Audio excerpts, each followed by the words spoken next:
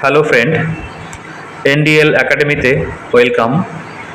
আজ আমি আপনাদেরকে দেখাবো আপনারা ফটোশপ না জেনেও কী করে 1 মিনিটে একটি পাসপোর্ট সাইজ ফটো তৈরি করতে পারবেন। একদম সহজভাবে আমি দেখিয়ে দেব। যারা ফটোশপ জানেন না তারাও আজকে করতে পারবেন এই ভিডিওটি দেখার পর। ভিডিওটি দেখার পর যদি ভালো লাগে অবশ্যই সাবস্ক্রাইব করবেন চ্যানেলটিকে। তো চলুন দেখা যাক কী করে একটি পাসপোর্ট সাইজ ফটো তৈরি করতে হয়। ঠিক আছে, তো সবার ফার্স্ট আপনারা একটি ব্রাউজার ওপেন করে নেবেন। তো আমি এখান থেকে গুগল ব্রাউজারটি ওপেন করে নিচ্ছি। নেওয়ার পর আপনারা এখানে সার্চ বারে লিখবেন কাট আউট প্রো, লিখবেন এখানে কাট আউট প্রো লিখে সার্চ করবেন। সার্চ করার পর প্রথম যে লিঙ্কটি আসবে কাট আউট প্রো, সেই লিঙ্কে আপনারা ক্লিক করবেন।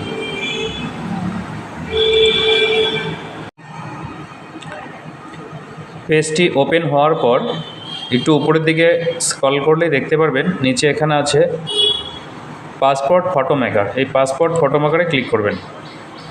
ক্লিক করার পর এখানে দেখবেন যে আপলোড ইমেজ আছে, এই আপলোড ইমেজে ক্লিক করবেন। আপলোড ইমেজে ক্লিক করার পর আপনি যেই ফটোটিকে পাসপোর্ট সাইজ তৈরি করতে চাচ্ছেন সেই ফটোটাকে সিলেক্ট করে নেবেন। সিলেক্ট করে এখানে ওপেন করে দেবেন। ফটোটা এখানে চলে আসবে, দেখুন ফটোটা চলে আসছে।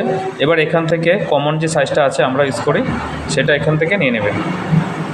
এই কমন সাইজটা নিয়ে নিলাম।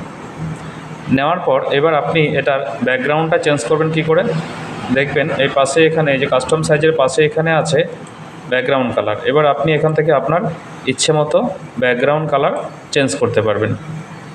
ঠিক আছে, তো আমি এখানে সাদাই রেখে দিচ্ছি। তারপরে এখানে নিচে দেখবেন যে এখানে আপনারা ড্রেস চেঞ্জ করতে পারবেন। ড্রেসে ক্লিক করবেন, আপনাদের ইচ্ছে মতো এখানে ড্রেস চুজ করতে পারবেন। একটু সময় নেবে, বাস দেখুন এখানে ড্রেস চেঞ্জ হয়ে গেল। তো আপনারা এখানে পছন্দ মতো ড্রেস চেঞ্জ করে নেবেন। তারপর এখানে ডান অপশানে ক্লিক করে দেবেন। ডান অপশানে ক্লিক করার পরে এখান থেকে আপনারা ফটোটা ডাউনলোড করে নেবেন, ডাউনলোড এইচডি। তো ডাউনলোড হয়ে গেছে। এবার ফাইলটি ওপেন করে দেখবেন একটি পাসপোর্ট সাইজ ফটো তৈরি হয়ে গেছে।